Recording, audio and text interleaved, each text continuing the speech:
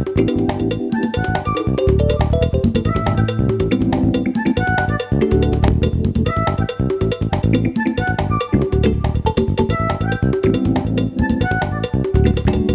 next speaker is a local resident.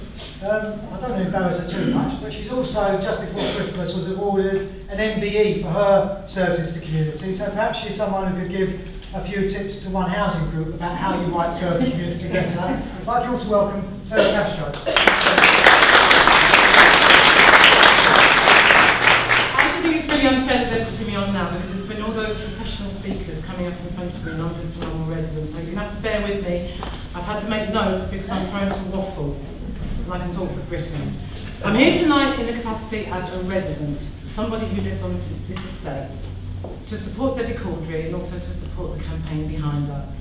A lot of people who are in this room know me, and they know that 2 years ago I was the chairperson of the Barkentine management team myself. And after months of trying to get a basic agreement going with our landlord, I finally wrote to Tower Hamlets Council to complain about what was happening and to highlight how they were reneging, number one, on the offer document, 2, the treatment of staff, and 3, the lack of support and training for our residents. Now, those that were with me at the time and who were quite close to me will know that as a direct consequence of that, I was bullied out of my position of chair of the Barkentine management team, and I also had to resign from everything that I was involved in terms of the community. So when John said earlier, if they will treat staff like that, they will treat the residents like that, they are absolutely right. Over the last 2 years, I've stood back and I've watched how resident after resident that has tried to get engaged with this housing association has been trampled on, how members of staff have been suspended and then trampled on, and how now the final straw is that they've dismissed Debbie Cordrey. And the one thing that they've done, and this is why this is so important that we all get behind her, they've dismissed the one member of staff who works in Island Homes, who actually supported us as a resident-led organisation, and that's why this is so important we get behind her. I'm sorry to say this, but I was chatting with Debbie a few days ago, and I actually said the best thing that could happen to the campaign with One Housing Group is for them to dismiss you, Debbie, because then everybody would see the organisation that we're having to deal with and the organisation that we've been fighting against for the last 2, nearly 3 years. I was in a meeting in this hall 2 nights ago, and I think there must have been 6 people in here. Tonight, in support of Debbie Cordrey, this is the most packed I've seen this hall since New Year's Eve about 5 years ago. So I just want to say thank you to everyone that's here. Now, I've been reading some blogs. This news about Debbie is now national. I've been reading some blogs, and there's on one of the housing blogs, there's been a notice about Debbie's dismissal, and people have been writing in onto that blog. And one of the comments said, oh well, yeah, you know, campaign, excellent, why surely Debbie's just take this to a tribunal. Now the thing I want to point out is that anybody that has seen the reason why Debbie's been sacked knows she's going to win this tribunal hands down. Once they stop laughing at the reason they've given for sacking Debbie, she will win this tribunal. But the point is, the residents around here, we're the ones that pay the bills.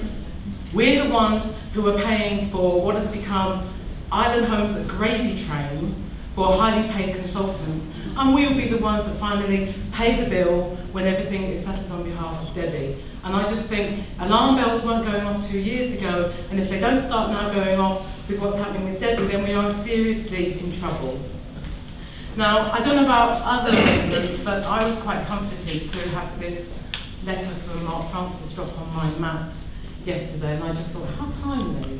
We should suddenly get a letter from Mark Francis explaining everything that's going on. And yes, it's fantastic, and I feel quite comforted from it, but there's a big bit missing.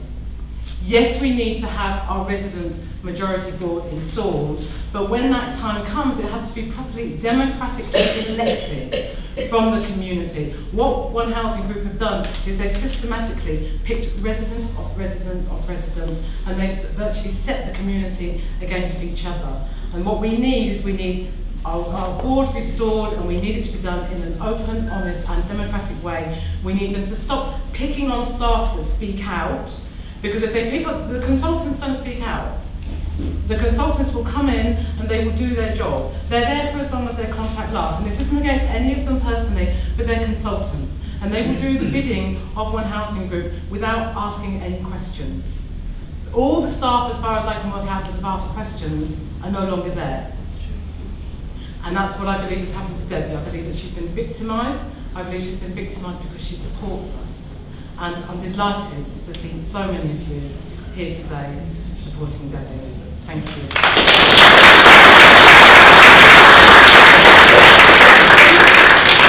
I was asked to come and speak tonight, and I was determined that I was going to come and speak tonight, whatever happened. But if it's okay, I just want to hand over for a few minutes to Tony Lane, who is the Vice Chair of the Barkentine Management Team, who is speaking on behalf of all of the residents. Thanks very much.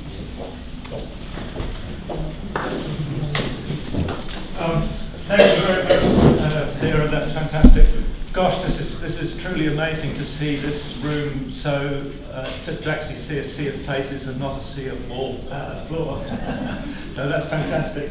So congratulations on Debbie and Unison on filling the room. Now the reason for this is basically the shocking behaviour of One Housing Group. Now when the residents, the tenants of these 4 estates voted, they gave away their secure tenancy. They voted to give away their secure tenancy. In return, they expected to have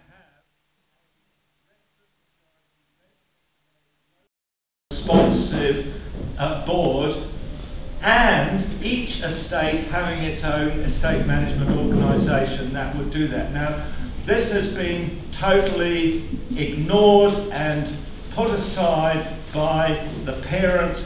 Now, it appears to not just to me, but to several people, that One Housing Group, Mike Sweeney, George Sheerin, David Luxton of Toynbee,